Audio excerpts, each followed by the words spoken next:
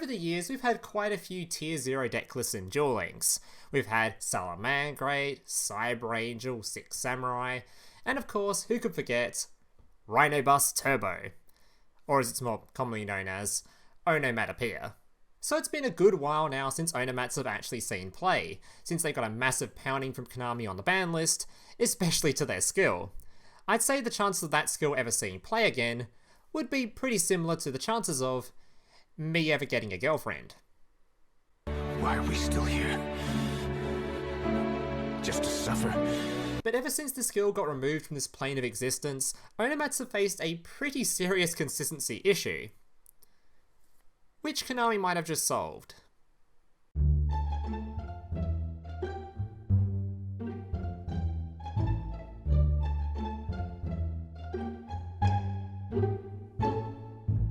So here's today's deck list. Now just a reminder before I get into the deck list, if you're enjoying today's video and want to see more content just like this in the future, especially if you're a returning viewer, as apparently about 50% of people watching this or even subscribe to the channel, generally all of you are returning viewers who have seen my content before. So if you find yourself keep coming back to the channel and want to see more content just like this in the future, remember to hit the like button down below and consider subscribing to the channel.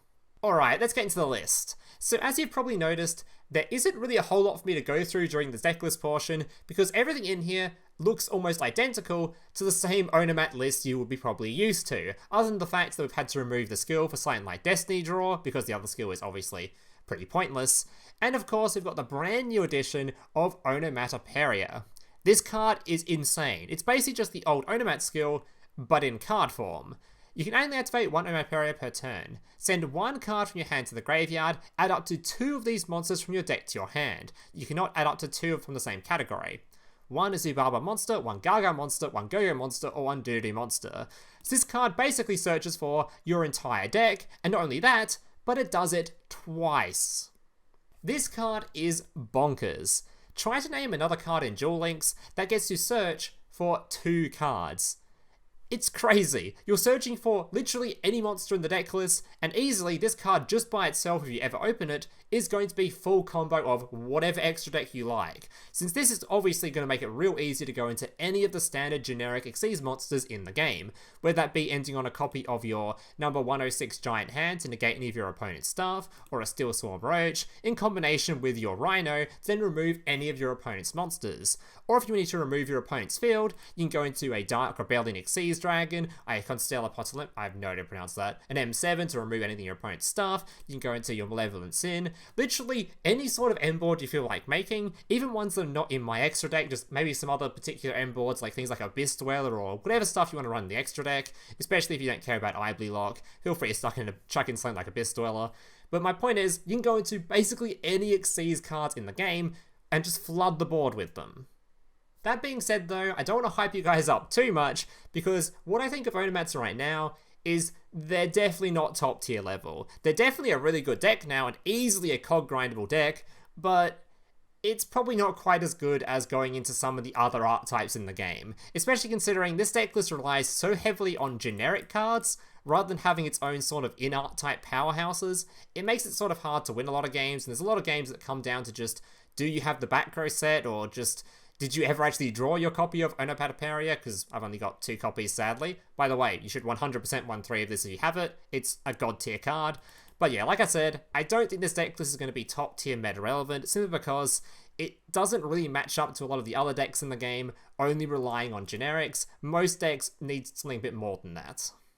All that being said though, this deck list is definitely a lot stronger than it used to be, and if you did pick up a couple of copies of this card, I definitely say it's worth picking up again, just to give it another go. And without further ado, let's get into some gameplay. Alright, so today I have 6 replays to show you guys, all of which were taken just in standard legend rank, and if you're wondering about sort of what my win rate was like with the deck list or how I did, it was sort of about, I'd say 60% win rate-ish. I definitely climbed a rank with the deck list, which is basically what I expect from it. It's not too incredible, but it's good enough to climb through the ranks so you feel like picking up the deck again. Alright, so I wouldn't expect to see this in any tournament play or anything, unless someone's just memeing. I wouldn't be surprised if this somehow manages to get a topping, but you definitely shouldn't expect much from it. Alright, so my opponent was playing Harpy, despite playing Pegasus. Bit of an interesting one, but either way. Never took Pegasus to be the sort of fairy type, but hey, I ain't judging. Alright, Harvey's Feathers Rest, drawing 2. We've seen all this before. Sets 1 back row and passes the turn. After Oracle and selling back to hand. Now here I decide, with this kind of board, I'm just not going to summon any monster, because anything I do summon is going to get returned to hand. Even with a Forbidden Lance, we know the Slash is going to return it, so I'm sort of just like, I'm going to try to wait and see if I can remove some stuff with the back row I've got. Especially with Ice Dragon's Prison, which if you guys don't know, is an incredible card. This card is probably going to be in every single top tier deck from now on, and it's by far the best trap card in the game. It's not even close. This card is ridiculous. I'd run more of this if I had it by far.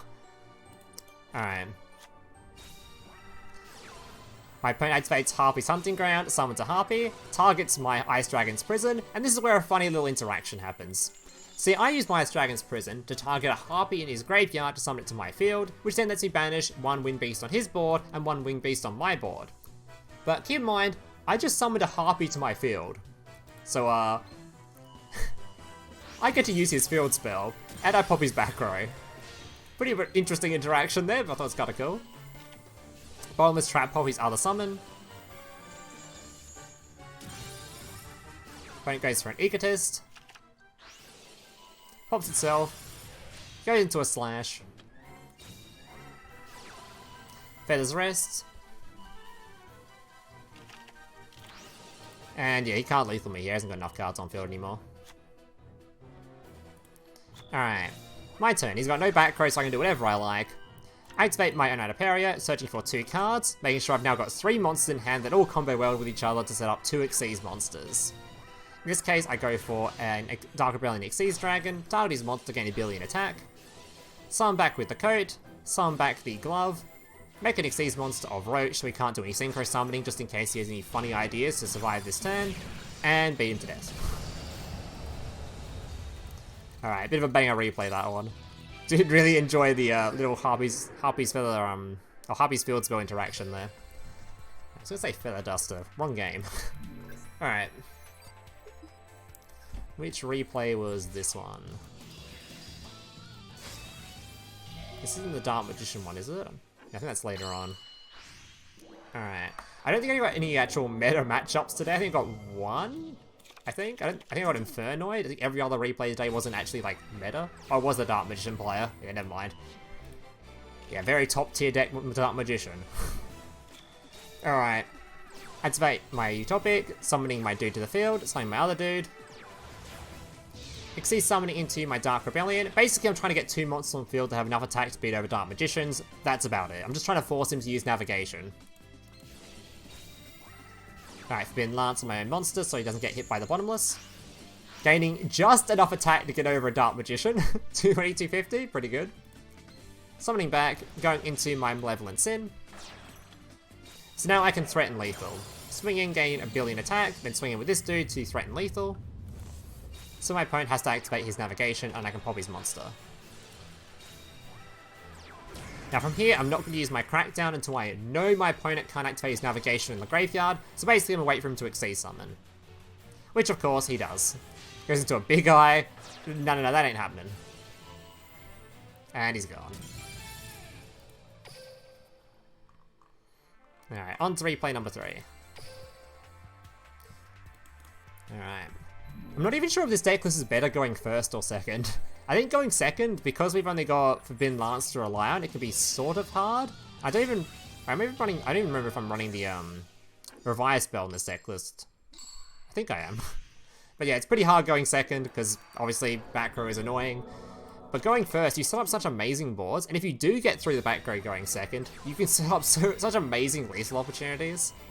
Like, you get like 2 lots of like removal. It's pretty crazy. Alright.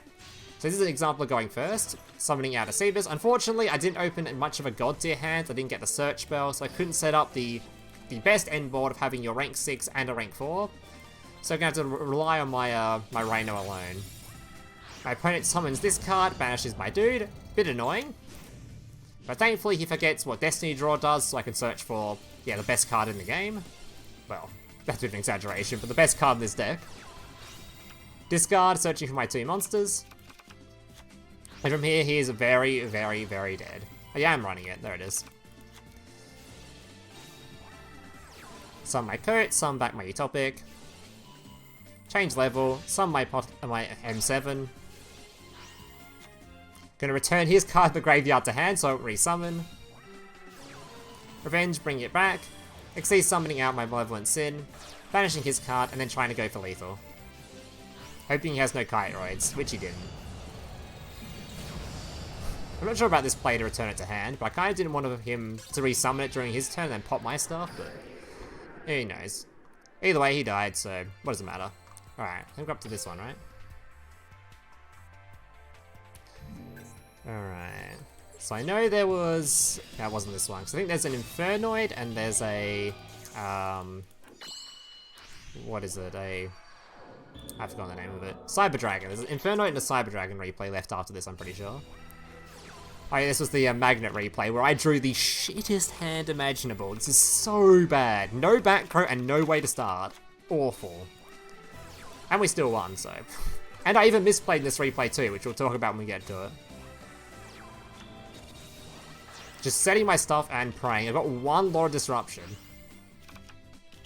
Thankfully, Magnet is a fairly slow deck, because the only way they sort of kind of win is via their boss monster. They can summon out their Exceeds monster and pop stuff, but it doesn't really do a whole lot.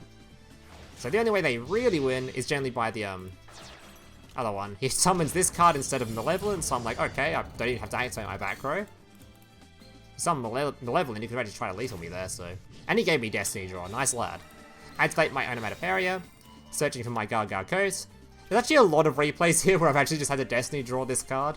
This sort of shows why this is sort of more of a ladder sort of thing than a tournament thing. Because in a tournament, no one's going to be dumb enough to just proc your opponent's Destiny Draw so they can search for an insane card like this. So it definitely shows why it's more of a ladder deck. Alright, summon my coat, summon my other dude.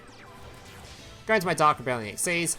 Here, by the way, I should have searched for with the Aperia, I should have searched for another copy of Sister in combination with my dude, or just somehow got Sister on the field in combination, made a rank 6 here. Rank 6 would have been 10 times better, as I could have just removed this monster, then non-target removed the other one, or saved my non-target removal for future turns, rather than just sort of making this and just beating over it, and also proccing his Destiny Draw, which was very dumb. I definitely should have just gone into a Rhino here. Literally gave him Destiny Draw, and if he drew for like another MST here, or another Cosmic or something, which he couldn't get Cosmic, but if he drew another MST here, it would have been nasty. So he has a 50-50, just removed my only disruption. Now I need this to get rid of his boss monster, so... Either way, don't know what he searched for, don't think I ever found out. And he searched for another one of these. Either way, summons out his boss monster, we're just going to banish that real quick. And passes back. Summon I do, beat over it, beat him in the face. Yes, I do really like running Destiny Draw with this deck, purely because if they do hit you, you can just search for your, the insane starter, so, yeah. The other skill I could think about running with this deck was to be something like Switcheroo after the buffs, where you can just activate Cosmic Cyclone, then you can use Switcheroo. Because that means it makes it a lot easier to potentially open the spell card, especially if you're only running 2 copies of it. I think this deck list is just a lot better if you open the spell card. I did originally try running Do Draw, whatever it's called, to try to just draw into it, but that felt really bad just because I had no back row. That just felt really bad. Especially if someone Dark Holes me. If I get Dark Hold and I've just... Yeah, it just felt awful. So I really just wanted some back row in here. Alright, so here's an example of going to an insane end board, going into my Cebus. Actually, no, it's not. Never mind. Never mind. Guess the next replay will show it off. Alright. Harvester searching for his Crab Crane. I'm going to wait for him to summon that. Then I'm going to take my Ice Dragon's Prison and get that shit off the field, because I don't want him to do any searching. He changes this to level 5, goes into his Nova. I'm not going to activate my Rhino to remove this, because that would be a terrible idea. He could out a Fusion Monster. Normal draw into my Onomatopoeia. Summon my dude back. Banish his card from the field, and he's just dead on field. Alright. I hope the next... Have I even shown a replay of just how insane the boards are if you open the starter card? I hope the next replay I show it. So I really should have. So I did do it quite a few times today. Did also get Dark Hold a few times today, which is pretty depressing. This deck has no out to Dark Hold. If you set up your same standard end board, don't get any back row, does not feel good. 8-game win streak. Oh, this guy... I didn't even notice that. This guy was... Poor guy. Alright, this is an insane hand. Alright, Peria searching for my sister and my Onomatopoeia. Banger hand. Peria summoning the sister. Now I can make a rank 6. Go into my Rhino.